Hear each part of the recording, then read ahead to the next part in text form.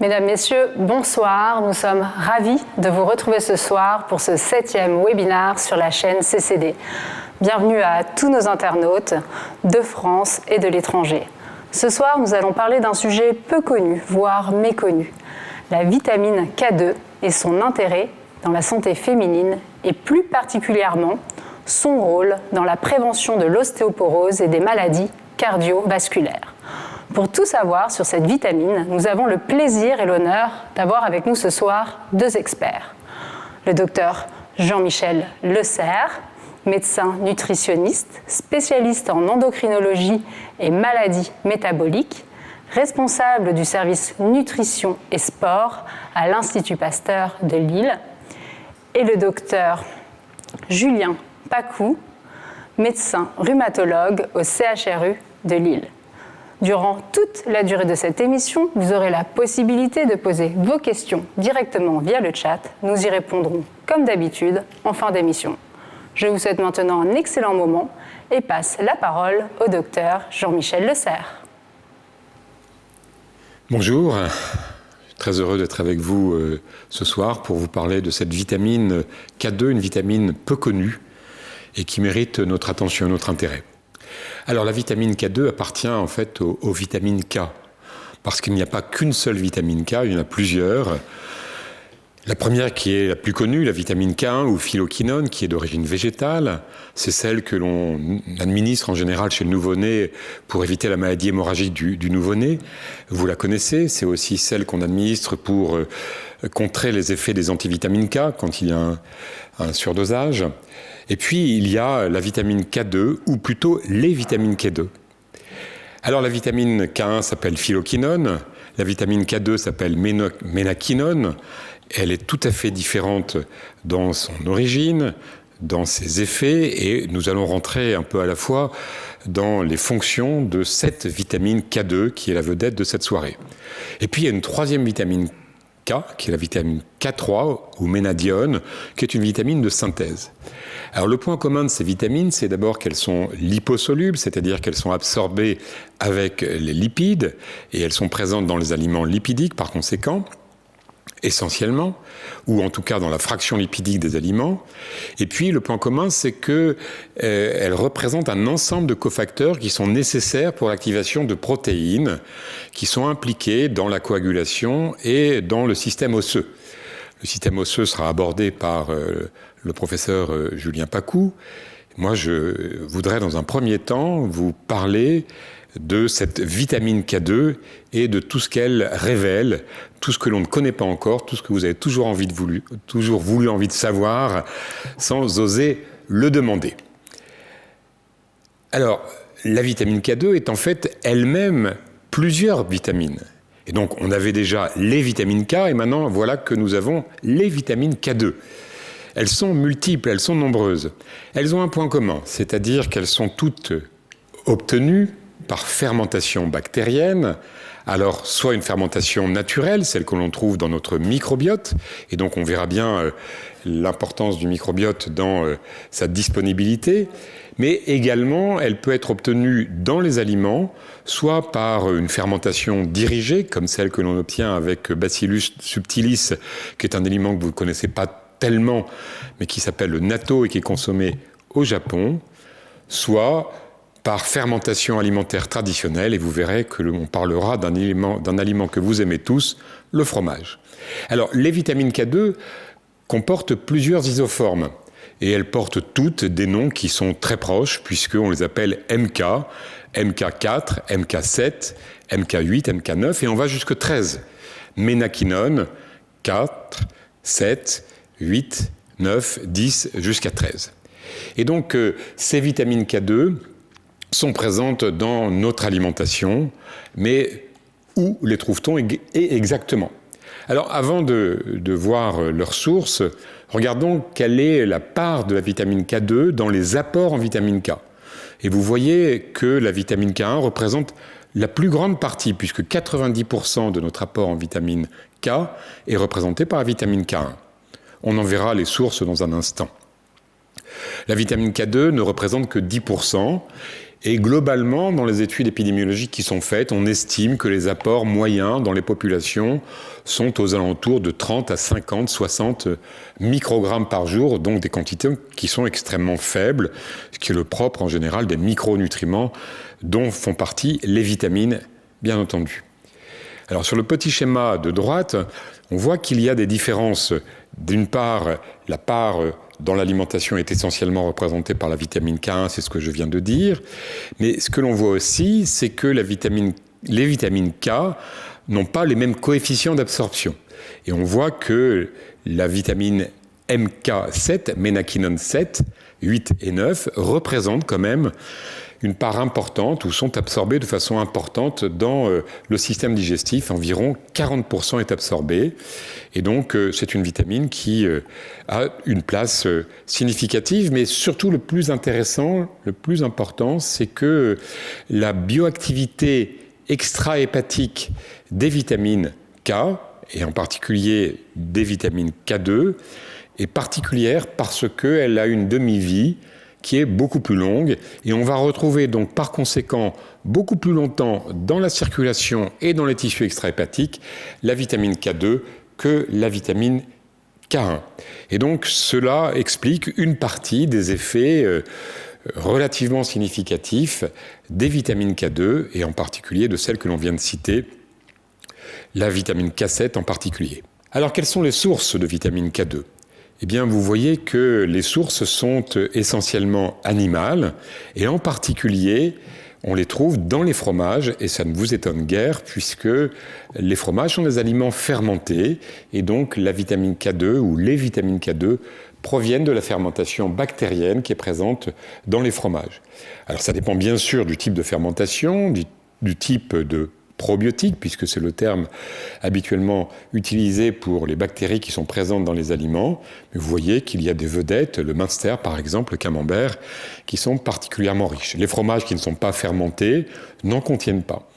Vous en trouverez également dans d'autres aliments fermentés, comme la choucroute, ce qui ne veut pas dire qu'il faut manger beaucoup de choucroute, ou en tout cas, il faut garder toujours l'équilibre alimentaire. Mais en tout cas, une présence dans les aliments animaux, alors que la phyloquinone, qui est la vitamine K1, est présente essentiellement dans les légumes verts, les épinards, les choux, les légumes verts en général, et c'est pourquoi d'ailleurs, traditionnellement, on recommande aux gens qui prennent des antivitamines K de ne pas consommer trop de ces légumes, ce qui n'est pas forcément toujours juste. Ce qui est important, c'est de garder des taux qui sont stables. Et moi, en tant que nutritionniste, je dirais ce qui est important, c'est de manger régulièrement des légumes verts et non pas occasionnellement pour éviter les fluctuations des taux d'antivitamine K. Et donc, une présence dans des aliments qui sont familiers pour nous, mais vous le voyez aussi dans un aliment très particulier qui est le soja fermenté, le natto, qui en contient des quantités tout à fait importantes. Et on verra qu'il y a des études qui se sont intéressées aux effets du natto sur l'état de santé, et notamment sur la santé cardiovasculaire. Alors cette production bactérienne, eh bien, elle est variable. Vous voyez que dans notre intestin, nous pouvons fabriquer un petit peu de vitamine K2. Donc c'est une particularité, puisque vous savez que les vitamines, normalement, sont des nutriments qui doivent être mangés parce qu'on ne peut pas les synthétiser. Là, il y a une petite synthèse intestinale, à condition qu'on ait suffisamment de ces bactéries, Bacteroides fragilis ou Eubacterium lentum, qui vont fabriquer respectivement de MK10 à 12 et MK6. Et puis on en trouve également dans les fromages, et dans les fromages, eh bien, c'est Lactococcus lactis ou des sous-types de Lactococcus lactis qui vont fabriquer du MK8. Et puis dans le soja, le natto, donc, eh bien, c'est MK7, ménoquinone 7, qui est fabriqué. Donc une production bactérienne, et puis des sources qui sont finalement pas si importante que cela, ce qui explique peut-être qu'on ne s'en soit pas autant intéressé qu'il l'eût fallu. Alors au niveau du métabolisme, je l'ai dit tout à l'heure, l'absorption des vitamines est liposoluble puisque ce sont des vitamines qui sont solubles dans les graisses et donc par conséquent elles vont être absorbées en même temps que les graisses alimentaires dans les chylomicrons qui sont les transporteurs de lipides et qui vont les apporter jusqu'aux tissus qui vont être impliqués dans leurs effets et dans leur métabolisme. Vous voyez en particulier que le récepteur OLDL est impliqué et donc il va permettre l'entrée des lipoprotéines dans les cellules et donc également des nutriments qui sont transportés par ces lipoprotéines. Et dans les cellules, eh bien, les actions de ces vitamines K, K2 dont on parle ce soir, eh bien, joueront leurs effets. Alors, quels sont les rôles physiologiques de ces vitamines K2 ? Comme je le disais tout à l'heure, elles sont impliquées dans la carboxylation post-translationnelle. Alors, c'est un terme un peu compliqué. Dans les processus de gamma-glutamyl carboxylation post-translationnelle qui impliquent un grand nombre de protéines et notamment des protéines qui interviennent dans la matrice osseuse. Julien Pacou va en parler dans quelques instants, et puis dans la coagulation, et on sait depuis quelques années que le nombre de facteurs de coagulation dans lesquels elles sont impliquées est important. Ceci explique sans doute les effets physiologiques et probablement des effets de prévention qui méritent d'être détaillés, c'est ce que l'on fera ultérieurement. Alors, y a-t-il des déficits en vitamine K ? Eh bien sûr, il peut y en avoir qui surviennent dans des conditions pathologiques très particulières, en fait, dans les malabsorptions, on le comprend bien, dans les pathologies digestives avec des problèmes d'absorption des lipides, mais ce sont des pathologies qui ne sont pas si fréquentes que cela, dans la cholestase, dans des pathologies hépatiques, dans la fibrose kystique, mais également, bien sûr, il peut y avoir des pathologies beaucoup plus courantes dans l'alcoolisme. Dans la chirurgie bariatrique, il peut y avoir aussi des déficits en vitamine K. Et puis, bien sûr, il peut y avoir des interactions avec des médicaments, notamment les antivitamines K et les rifampicines. Ces déficits s'observent donc dans ces situations-là, mais les apports sont rarement la cause eux-mêmes d'hémorragie qui surviendrait par déficit en vitamine K. Ce qui est important de dire également, c'est que les apports conseillés ne sont pas expressément établis. En tout cas, ils existent pour la vitamine K1, pour la vitamine K2, pour l'instant, ils ne sont pas établis de façon précise. Mais ce que l'on sait aussi, c'est qu'il n'y a pas de risque de surdosage avec la vitamine K2. Et donc, voilà quelque chose qui est quand même relativement rassurant. Maintenant, ce qui va être important, c'est de regarder d'un petit peu plus près, au-delà de cette connaissance rapide que j'ai pu faire devant vous de la découverte de ces vitamines K2, quels sont les effets des vitamines K2 sur des pathologies qui sont importantes pour chacun d'entre nous et en particulier pour les femmes. D'abord la santé osseuse et puis dans un deuxième temps, on verra leur rôle éventuel dans l'immunité. Et il y a quelques données qui sont intéressantes, mais surtout en prévention cardiovasculaire. Et on abordera ça également simultanément avec les effets connus ou encore à découvrir de la vitamine D, puisque vitamine D et vitamine K2 en particulier, peuvent exercer des effets synergiques. En tout cas, ce sont des hypothèses qui sont avancées aujourd'hui. Et donc, on essaiera de développer un peu cette partie-là pour voir dans quelle mesure il y a une place pour, au-delà des apports alimentaires avec les aliments que j'ai cités et qui sont pour certains très familiers, est-ce qu'il y a une place pour une supplémentation ? La question reste ouverte et on va pouvoir en débattre dans une troisième partie. Merci. Alors je laisse la parole maintenant au docteur Julien Pacou qui va nous dire vitamine K2 et prévention de l'ostéoporose. Que sait-on aujourd'hui ? Et d'abord peut-être que sait-on de l'ostéoporose et de ses facteurs de risque et de ses facteurs physiopathologiques ? Merci Jean-Michel, et je tiens à dire que je suis ravi d'animer ce webinaire avec toi et je suis ravi également de parler de la santé osseuse de nos contemporaines. Avant d'aborder plus spécifiquement l'intérêt de la vitamine K2 dans la santé osseuse, j'aimerais faire quelques rappels concernant cette santé osseuse et l'ostéoporose. ça fait toujours du bien. Quelques rappels. La santé osseuse, en fait, c'est une histoire de pic.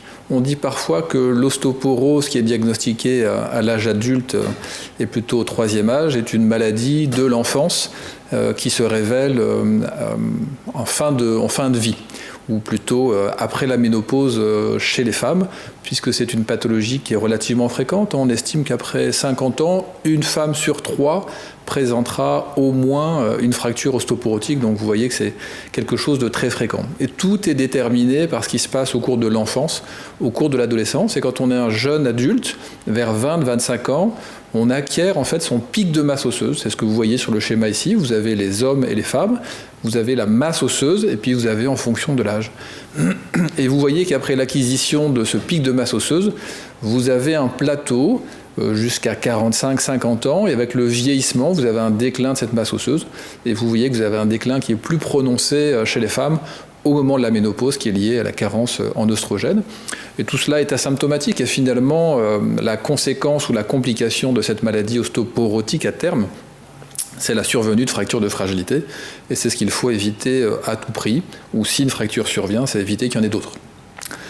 Donc l'ostéoporose est parfois mal connue, mais c'est une atteinte de l'ensemble du squelette. C'est une atteinte à la fois quantitative et qualitative, c'est-à-dire qu'on a une diminution de la masse osseuse et on a une détérioration de la qualité du tissu osseux. On appelle ça parfois la microarchitecture, en tout cas c'est un reflet de cette qualité osseuse. Et puis ça aboutit à une fragilité de l'os et à une augmentation du risque fracturaire. Et je vous ai mis sur cette diapositive un sujet contrôle et un sujet ostéoporotique, et ça représente la microarchitecture osseuse au poignet. Et on comprend bien que si on tombe de sa hauteur et qu'on essaye de se retenir pour ne pas se fracasser le visage sur le sol, globalement on met le poignet en général, un mécanisme de défense. Et on comprend bien que chez un sujet non ostéoporotique, la qualité et la quantité de l'os vont permettre d'amortir le choc, alors que chez un sujet ostéoporotique, malheureusement, quand vous voyez cette trame, cette architecture de l'os, on imagine que ça peut fracturer d'autant plus facilement. Voilà ce que c'est l'ostéoporose en termes de quantité et de qualité osseuse. Comment est-ce qu'on fait pour évaluer cette masse osseuse et cette santé osseuse? Il y a différents paramètres qui sont utilisés. Le plus couramment, c'est une ostéodensitométrie ou une densitométrie osseuse, et on mesure la densité minérale osseuse grâce à un appareil qui est schématisé en haut. On est allongé sur une table, ça prend 20 minutes, c'est peu irradiant, on n'injecte rien du tout et ça fait pas mal. Et globalement, on mesure à la fois la hanche et au rachis lombaire cette densité minérale osseuse. Et à la hanche, il y a 2 paramètres, soit c'est la totalité de la hanche, soit c'est une partie du col fémoral qui est mesurée. Et le rachis lombaire, c'est les 4 premières vertèbres en général. On obtient une densité minérale osseuse et ça permet de savoir par rapport à des sujets contrôle, des individus en bonne santé, si on a plutôt une masse osseuse qui est normale, on parle des fameux T-scores ostéopéniques, ou si on a la zone de l'ostéoporose. Donc ça, c'est défini par l'OMS en fonction des chiffres de densité minérale osseuse. Autre moyen d'évaluer cette santé osseuse, et vous verrez que ce sera utile, ces rappels, pour bien comprendre l'intérêt de la vitamine K2 pour la santé osseuse, c'est des dosages sanguins qui sont réalisés et qui permettent de mesurer ce qu'on appelle les marqueurs du remodelage osseux. On a souvent une image assez figée du tissu osseux, mais en fait c'est un tissu qui est en renouvellement permanent. Il y a 2 types de cellules schématiquement. L'ostéoclaste qui va résorber et détruire l'os, et l'ostéoblaste qui va assurer la formation osseuse et qui va reconstruire derrière de l'os.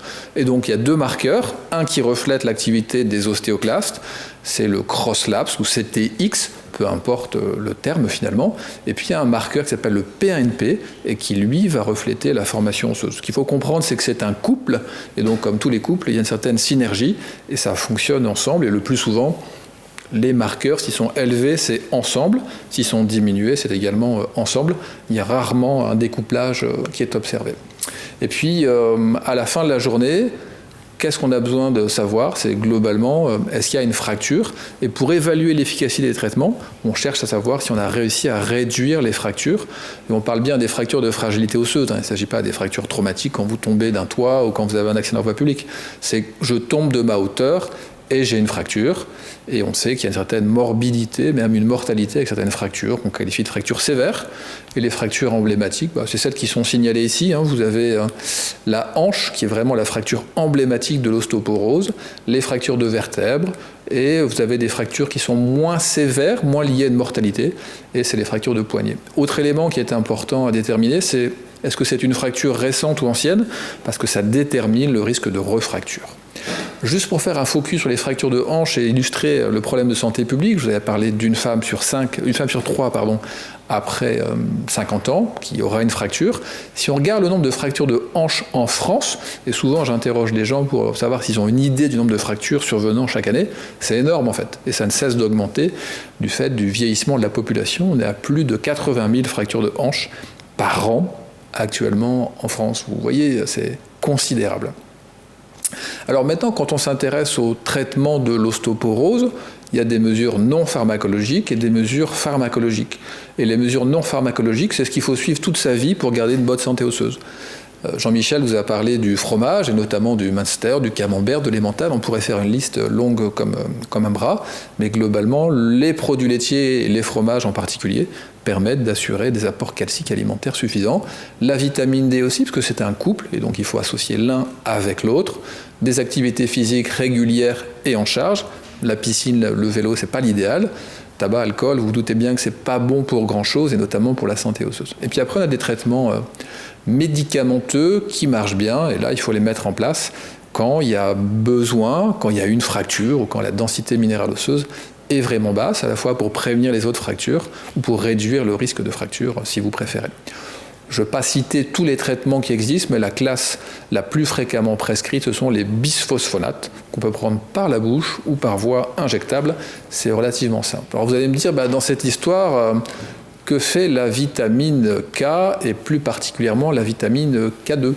Donc Jean-Michel vous a parlé tout à l'heure de la carboxylation, et notamment du mécanisme de gamma-glutamide carboxylase, et donc ça concerne également le tissu osseux, et on sait que les vitamines K, notamment la vitamine K2, vont avoir un rôle important pour la carboxylation de plusieurs protéines qui sont impliquées notamment dans la minéralisation, et la protéine non collagénique la plus abondante au niveau de l'os, c'est l'ostéocalcine. Donc si on veut mesurer l'effet d'une supplémentation en vitamine K notamment, on peut regarder le taux d'ostéocalcine carboxylé ou non carboxylé.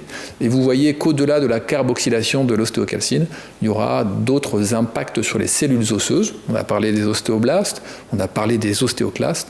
Et donc la vitamine K, on sait qu'elle a une action sur le métabolisme osseux, c'est avéré, c'est indéniable. Maintenant, si on veut savoir si au-delà de ces mécanismes biologiques et biochimiques qui sont connus, est-ce que la vitamine K a un impact sur la santé osseuse? Donc comment est-ce qu'on peut évaluer ça?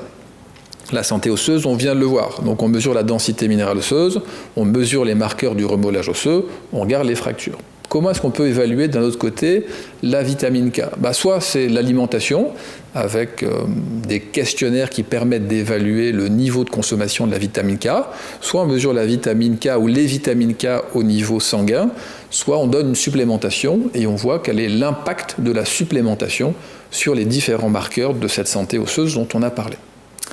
Et puis l'autre question qui est sous-jacente, comme on sait qu'il y a des traitements qui fonctionnent déjà dans l'ostéoporose, c'est finalement si on associe au traitement conventionnel de la vitamine K, est-ce que ça va avoir un bénéfice supplémentaire? Et c'est ça la principale question finalement.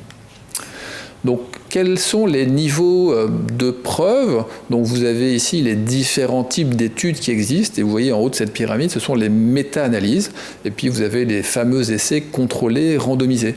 Dans le domaine de la vitamine K et de la santé osseuse, on a beaucoup d'études observationnelles, le plus souvent rétrospectives, de cohortes, pas forcément imaginées pour évaluer l'impact de la vitamine K sur la santé osseuse initialement, mais on utilise ce qu'on a en fait. Et donc on sait déjà depuis un certain temps, sur cette diapositive qui est un petit peu chargée, mais finalement, qu'est-ce que ça nous dit? Ça nous dit... c'est sur les taux plasmatiques de vitamine K. Et si c'est la vitamine K1, ils ont dosé l'ostéocalcine et ils ont mesuré les valeurs de densité minérale osseuse. Et ils ont fait ça dans une étude transversale, donc c'est transversal, et vous voyez que vous avez un nombre très conséquent d'hommes et de femmes qui ont pu être inclus dans cette étude. Qu'est-ce que ça nous dit? Ça prouve effectivement que la vitamine K, les taux sanguins sont corrélés au dosage de l'ostéocalcine, et ça nous dit qu'il y a parfois des petites corrélations, des petites associations avec les valeurs de densité minérale osseuse dans des sous-groupes. Donc ça nous laissait pressentir dans cette étude qui est relativement ancienne, qu'il y avait effectivement peut-être un impact sur la densité minérale osseuse. Mais encore une fois, c'est l'observationnel. Et nous, ce qu'on a besoin, c'est d'avoir des données venant d'essais randomisés. Et donc, vous avez plusieurs essais randomisés qui ont déjà été réalisés, une publication relativement récente, et ils ont même fait une méta-analyse à partir de toutes les données disponibles. Et là, c'est chez les femmes ménopausées, ostéoporotiques. Vous voyez que vous avez 16 études qui ont pu finalement être individualisées de l'ensemble de la littérature après une analyse systématique. On a des données à la fois pour la vitamine K2 seule et la vitamine K2 associée aux autres supplémentations habituelles comme la vitamine D et le calcium. Et ils ont regardé avec les différents marqueurs habituels de la santé osseuse. Donc c'est un peu petit, mais faites-moi confiance. En gros, il y a quand même une grande hétérogénéité dans les données qui sont disponibles en termes d'âge, en termes de recul par rapport à la ménopause, par rapport au fait que les patientes soient ostéoporotiques avérées ou pas, et une grande hétérogénéité également en termes de suivi, avec des études qui vont de 12 mois à 48 mois, et puis surtout une hétérogénéité concernant les interventions. C'est-à-dire que parfois c'était de la vitamine K1, parfois de la vitamine K2, parfois du MK7, du MK4, et le comparateur était aussi variable. Et la vitamine K, qu'elle soit vitamine K1 ou K2, était parfois associée avec du calcium et ou de la vitamine D. Donc c'est toujours le problème de ces méta-analyses, on a une hétérogénéité dans les études qui sont à notre disposition. Mais bon, on fait avec le matériel disponible. Et autre élément, c'est que beaucoup de ces études, et Jean-Michel vous l'a dit, beaucoup d'études viennent du Japon, ils se sont particulièrement intéressés à cette vitamine.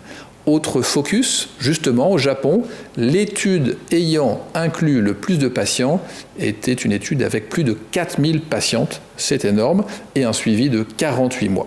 Et vous voyez que cet élément est important. Quand on regarde la densité minérale au rachis lombaire, et si on va directement au résultat final, on voit que c'est en faveur de la vitamine K2.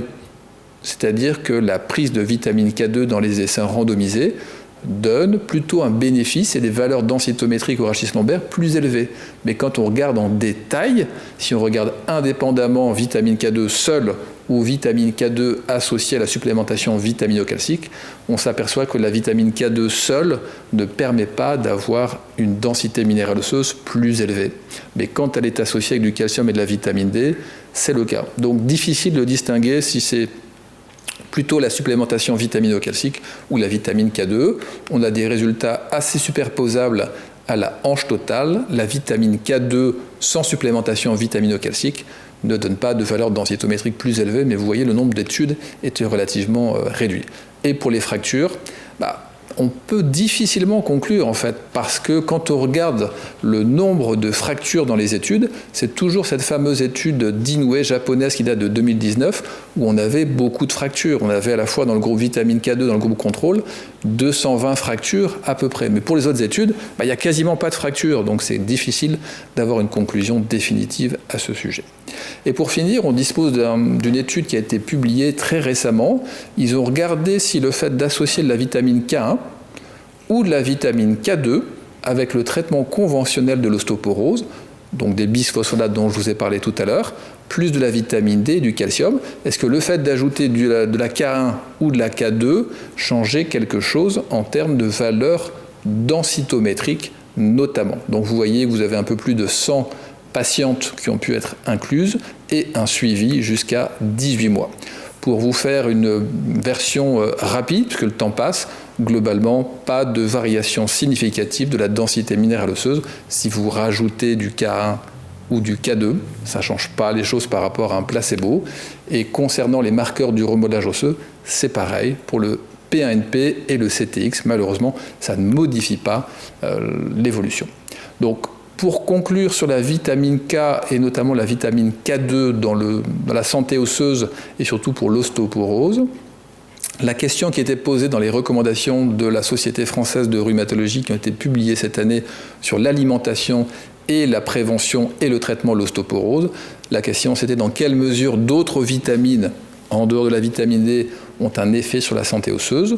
Ce qui était dit, c'est que clairement, il y a des données qui montrent que le métabolisme osseux est impacté par la vitamine D et par la vitamine K. Mais par contre, les preuves scientifiques sont insuffisantes pour recommander une supplémentation d'autres vitamines que la vitamine D pour améliorer la santé osseuse.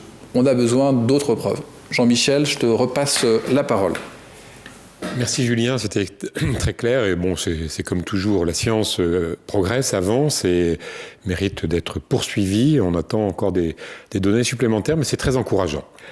Alors on continue sur vitamine K2 et puis vitamine D, puisque on peut aussi s'intéresser aux effets de ces deux vitamines sur l'immunité et sur la santé cardiovasculaire, parce qu'on a quelques données qui sont tout à fait intéressantes sur cette question. Alors d'abord sur les maladies cardiovasculaires, on va commencer tout de suite assez fort avec une étude sur la ménaquinone, donc la vitamine K2, maintenant que vous êtes familier avec cette appellation.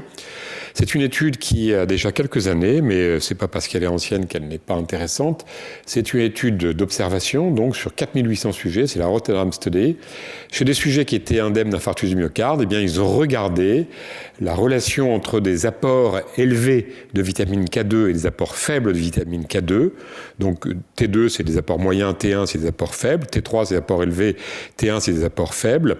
Et vous voyez que la mortalité coronarienne, la mortalité toute cause et les calcifications aortiques sévères sont diminuées chaque fois que les apports en vitamine K2 sont plus élevés.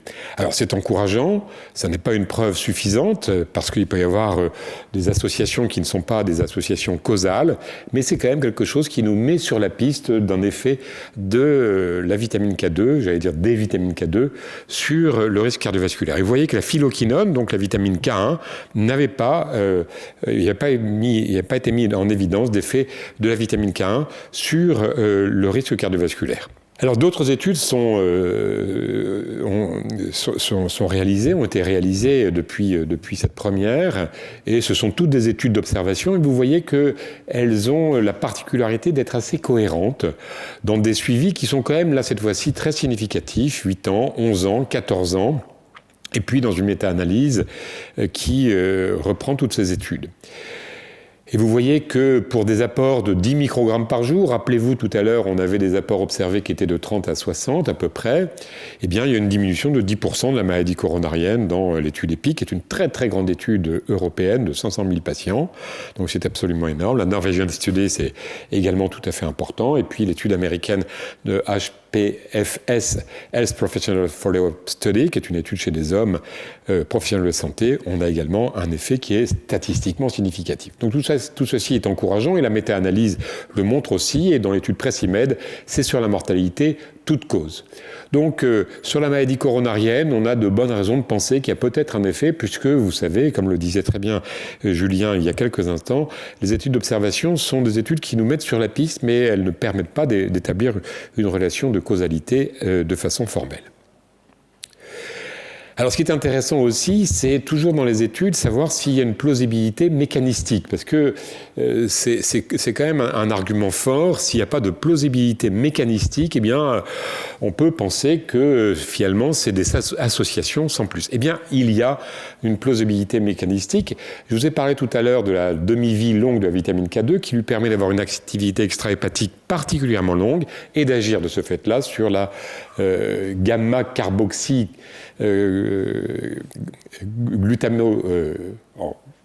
la gamma-carboxylation, pardon, excusez-moi, c'est toujours difficile à prononcer, sur les protéines de la matrice, et en particulier, donc, cet effet qui a été observé comme, vous le voyez, d'inhibition de la calcification vasculaire. Or, les calcifications vasculaires sont un marqueur de l'athérosclérose, et ça, c'est important de le savoir. D'autre part, ces calcifications sont impliquées aussi dans ce qu'on appelle la vasorelaxation endothélium dépendante. Vous imaginez bien que quand une artère est calcifiée, eh bien, elle va beaucoup moins se dilater, et donc à ce moment-là, on a bien sûr une augmentation du risque d'hypertension artérielle ou de rupture de plaques, ce qui est tout à fait important. Eh bien, là aussi, cette carboxylation va permettre d'agir sur l'activité des cellules musculaires lisses, vasculaires, et également, on le citait tout à l'heure, des chondrocytes.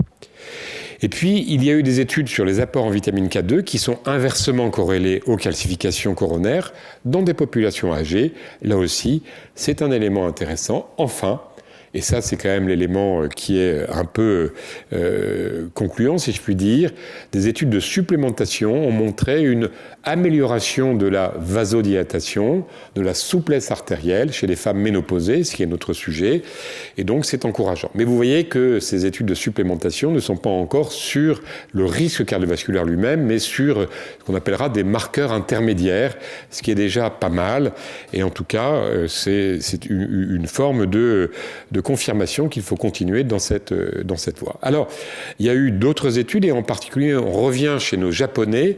C'est une étude qui m'avait impressionné, qui a été publiée donc, il y a assez peu de temps. La date n'apparaît pas, mais elle est de 2020 ou 2019. C'est une étude qui s'appelle Takayama Study, donc sur un gros échantillon de sujets, suivi 16 ans. Et vous voyez, ils ont enregistré quand même 1678 décès. Et ce qu'ils ont observé, c'est que les gros consommateurs, le 4e quartile, c'est-à-dire les plus gros consommateurs de natto, qui est très riche en vitamine K2, par rapport aux petits consommateurs de natto, Q1, le premier quartile, eh bien, avait une mortalité cardiovasculaire qui était plus basse, très statistiquement significative, une mortalité par accidents vasculaires cérébraux également très significative, et les accidents vasculaires cérébraux ischémiques en particulier. Donc c'est intéressant, mais ce sont toujours des études d'observation, et donc on aimerait bien qu'il y ait peut-être des études d'intervention qui le confirment. Alors, ce qui est assez intéressant, c'est que les auteurs dans cette étude ont mis en avant le rôle de Bacillus subtilis dans cette physiopathologie et dans ses effets positifs. Alors, soit parce qu'il y a une nattokinase, croyez-moi sur parole, qui est fibrinolytique et thrombolytique, et on comprend bien que ça peut avoir un effet, soit à cause de la vitamine K2, et finalement une double hypothèse. Alors un autre sujet qui est celui de la vitamine K2 et la vitamine D sur l'immunité, et en particulier sur un élément important des défenses immunitaires, c'est l'inflammation. Et un certain nombre d'études suggèrent que, effectivement, compte tenu du fait que toutes ces deux vitamines ont un effet sur des marqueurs de l'inflammation, l'interleukine 6 en particulier, eh bien, on pourrait imaginer qu'elles aient un rôle synergique sur l'immunité et en particulier sur la mortalité par Covid-19. Pourquoi pas ? Et ce qu'on sait, c'est que dans Covid-19, qui est derrière nous, eh bien, il y a eu des études assez poussées sur vitamine D et Covid-19. Et je vais en dire un petit mot parce que c'est quelque chose qui a défrayé la chronique il y a un an ou deux, vous le savez. Et la vitamine D est tout à fait importante par son effet sur la modulation de l'activité du système rénine-angiotensin-aldostérone, qui est une porte d'entrée du virus. Eh bien, elle peut agir sur l'expression, la sécrétion de peptides antimicrobiens par les monocytes macrophages, défendre les muqueuses, jouer sur les cytokines, sur la production et la synthèse de cytokines anti-inflammatoires. Les mécanismes sont assez bien avancés. Beaucoup d'études d'observation avaient montré à l'époque une relation inverse entre le taux plasmatique de vitamine D, qui est la 25-OHD, et le risque ou la gravité de Covid-19. Mais bien sûr, ces études ne permettaient pas de conclure parce qu'on peut aussi imaginer que les gens qui prennent plus de vitamine D ou qui ont des taux plasmatiques plus élevés sont des gens qui, par ailleurs, ont un statut nutritionnel, alimentaire, etc., qui est plus satisfaisant. Et donc, il était difficile de conclure. Mais ce qui était intéressant, c'est que les études étaient très cohérentes. La plupart des études le montraient, donc cette relation inverse. Et puis, il y a eu des études d'intervention. Alors, je citerai une seule étude que le professeur Pacou connaît bien, qui est une étude qui a été réalisée par un de nos collègues et qui a consisté à une supplémentation très importante et donc tout à fait particulière de 400 000 unités de vitamine D. Vous savez que les apports conseillés sont en général de 50 000 unités par mois. Et donc là, on a 400 000 unités en moins de 72 heures après l'hospitalisation. Et il y a eu une amélioration sur des marqueurs assez durs. Et ceci s'explique par, le marqueur dur, c'est le décès, par une diminution de ce qu'on a appelé l'orage cytokinique. Donc vitamine D et Covid-19, eh bien pourquoi pas, et un certain nombre de chercheurs ont dit, eh bien, il serait peut-être bon, si cette maladie revenait, qu'on soit attentif à supplémenter les gens qui sont hospitalisés. Alors, revenons sur le risque cardiovasculaire à travers la vitamine D, puisque c'est toujours notre sujet. Et là aussi, on a une multitude d'études épidémiologiques d'observation sur la relation inverse entre 25-OHD plasmatique et événements cardiovasculaires, accidents vasculaires cérébraux, facteurs de risque cardiovasculaire, syndrome métabolique, surpoids, diabète, hypertension, mortalité cardiovasculaire. On avait l'impression que l'affaire était pliée, pour parler un peu vulgairement.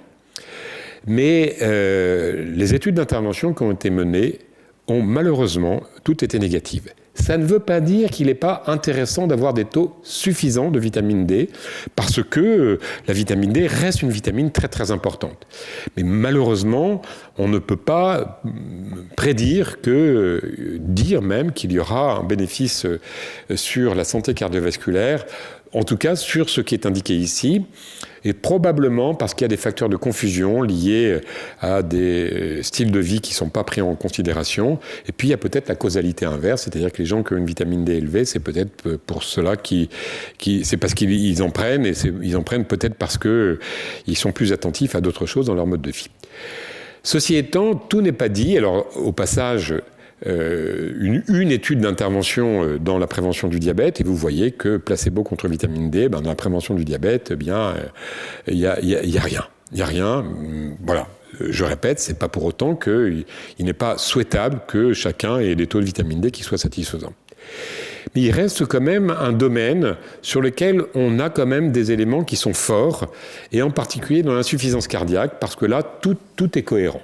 D'une part, il y a des études d'observation qui confirment la relation inverse. D'autre part, il y a des études d'intervention qui montrent clairement un effet sur la fraction d'éjection systolique, une normalisation du BNP qui est un marqueur très important dans l'insuffisance cardiaque, et des études ont montré une réduction de 25% du risque d'insuffisance cardiaque chez des gens qui ont supplémenté.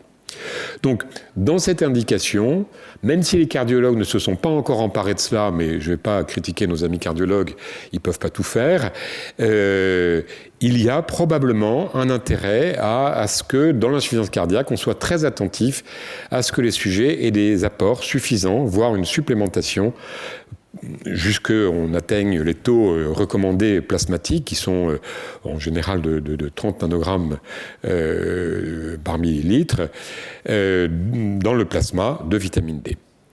Et puis, il y a là aussi une plausibilité mécanistique sur des études humaines, et puis des études animales chez le rat spontanément hypertendu, une réduction de l'insuffisance cardiaque. Donc, voilà quelque chose qui est quand même intéressant, et la vitamine D n'a pas perdu ses lettres de noblesse, même si on a voulu lui faire dire plus qu'elle ne pouvait. Il reste important d'avoir des apports suffisants et des taux plasmatiques suffisants en vitamine D, et en particulier pour l'os, bien sûr, qui reste une réalité absolument intangible. Alors je terminerai avec deux conclusions. La première, c'est qu'il existe des arguments mécanistiques et épidémiologiques en faveur du bénéfice d'apport suffisant en vitamine K2 sur la santé cardiovasculaire, on le voit. Donc c'est quand même des éléments qui sont assez forts, mais il manque la preuve par des études d'intervention chez des sujets déficitaires d'une part, et sur des marqueurs durs d'autre part, et c'est quelque chose que j'espère qu'on pourra démontrer dans les années qui viennent. Et puis c'est le petit coucou du nutritionniste, on peut se demander si la vitamine K2 ne serait pas impliquée dans la relation inverse entre consommation de produits laitiers fermentés, le fromage en particulier, et risque cardiovasculaire. Et vous savez que ça fait longtemps qu'on parle du paradoxe français. En France, il y a moins de maladies cardiovasculaires qu'il ne devrait y en avoir compte tenu de notre niveau d'apport en acides gras saturés. Et on sait que nous sommes un pays consommateur de fromage. Pourquoi pas? C'est une hypothèse que je prends le risque de formuler. Puis deuxième conclusion, la vitamine K2 et la vitamine D3 pourraient exercer des effets synergiques sur l'immunité. L'exemple de la Covid-19 a été évoqué pour cette synergie. En tout cas, pour la vitamine D, il y a une réalité, à forte dose dans les conditions que j'ai indiquées. Et pourquoi pas un intérêt de la vitamine D dans l'insuffisance cardiaque. C'est quelque chose qui devrait petit à petit peut-être faire sa place dans les recommandations nutritionnelles et de prévention de l'insuffisance cardiaque. Voilà un petit peu ce qu'on voulait faire avec vous ce soir, le professeur Pacou et moi-même, pour vous donner un aperçu de l'état actuel des connaissances en matière de vitamine K2. Et je peux vous assurer que c'est vraiment un domaine qui mérite d'être creusé et qui est vraiment insuffisamment connu. Voilà, nous sommes à votre disposition tous les deux pour répondre à vos questions. Merci à nos intervenants. Nous allons maintenant répondre à vos nombreuses questions reçues ce soir et retrouver Blandine en régie.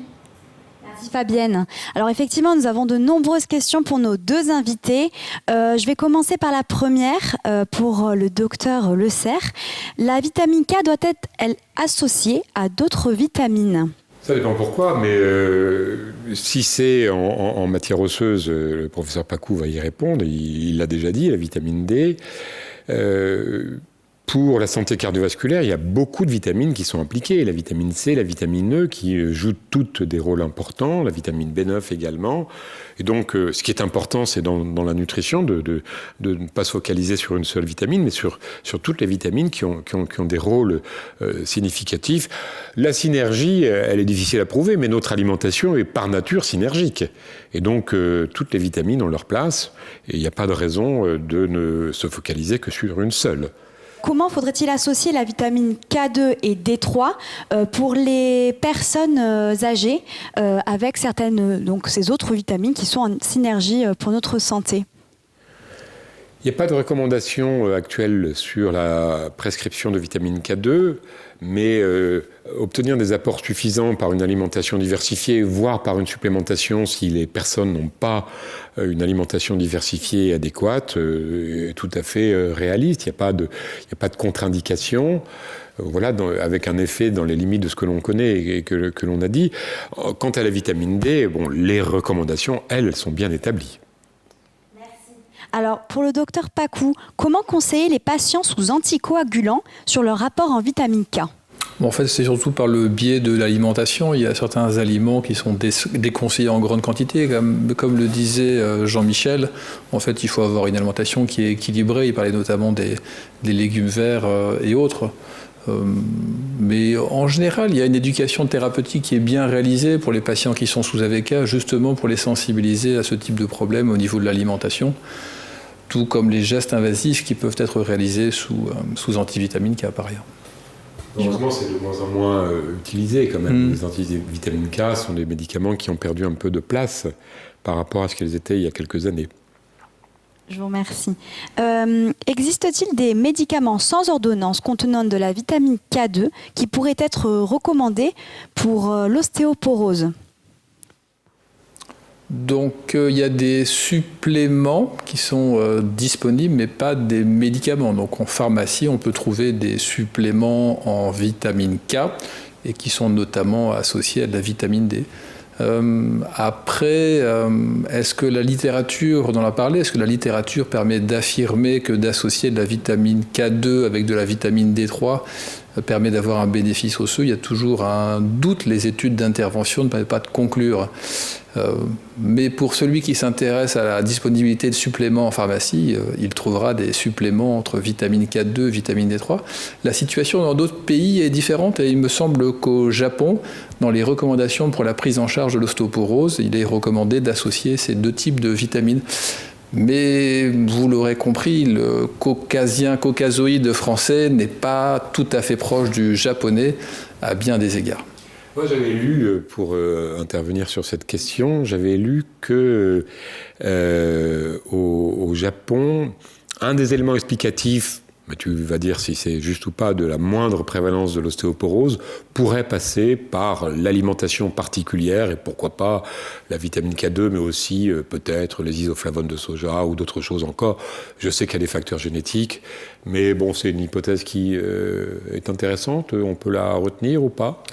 Ça peut être un des facteurs explicatifs. En fait, on ne sait pas exactement pourquoi, mais je pense que les facteurs génétiques sont extrêmement importants. La taille aussi a un rôle important. On parlait de la fracture de hanche. Bon, je ne vais pas en parler pendant 10 minutes, je pourrais, mais je ne vais pas non plus m'étendre là-dessus. Mais votre taille est importante, c'est-à-dire qu'au plus on est grand, et tu sais de quoi je parle, Jean-Michel, tu as la chance de faire 10 cm de plus que moi, la taille est importante parce que la taille du col fémoral est proportionnelle à ta taille en hauteur. Donc si tu as un col fémoral qui t'expose davantage quand tu chutes, tu risques de te fracturer. Par contre, si tu es tout petit comme moi, un petit peu rablé, et que tu tombes sur le côté, ton col fémoral est moins long en fait. J'ai vu aussi qu'il y avait une question d'angulation du col fémoral. Est-ce que c'est exact chez les Japonais ou ça n'est pas juste? Il y a des paramètres géométriques qui ont été évalués pour déterminer si ça avait un impact sur le risque de fracture de hanche. Et la réponse est oui, mais je ne connais pas suffisamment bien les paramètres géométriques de la hanche de nos amis japonais. Alors, une autre question concernant la vitamine D, toujours. Quel taux de vitamine D est-il à cibler pour les patientes atteintes d'ostéoporose? Alors, il y a différentes recommandations qui existent, mais comme Jean-Michel a dit tout à l'heure, en général, on va vers le 30 nanogrammes par ml. Certaines sociétés savantes recommandent plutôt 20 nanogrammes par ml. Ça s'est quand même bien amélioré au fur et à mesure du temps et les médecins traitants supplémentent très largement les patients les plus âgés. Le message important finalement, c'est que la vitamine D, c'est bien, mais la vitamine D seule, c'est pas l'idéal et c'est toujours associé avec des apports calciques. Et d'ailleurs, la démonstration de l'efficacité antifracturaire chez les personnes âgées institutionnalisées, c'est quand on met vitamine D et calcium. Et quand on regarde indépendamment vitamine D ou calcium, ça marche beaucoup moins bien. Donc c'est les deux. Vitamine D et calcium, vitamine D et produits laitiers, parce qu'on retrouve là quand même quelque chose qui est parfois un peu oublié, mais les produits laitiers sont extrêmement intéressants dans la prévention de l'ostéoporose. Et les fromages, on vient de le dire avec la K2, les yaourts avec leur fermentation particulière. Donc voilà, il ne faut vraiment pas négliger ces aliments qui sont intéressants, sans excès bien entendu, comme pour n'importe quel aliment. Mais là, on a quand même des éléments de preuve qui sont assez forts. Oui, et puis globalement, ce que je recommande à mes patientes et patients en consultation, c'est un produit laitier par repas. Il en faut 3, c'est pas très compliqué. Il y a en général 3 repas, sauf pour ceux qui prennent un goûter comme toi vers 16h, mais en général, matin, midi et soir, un produit laitier. Voilà, en les variant.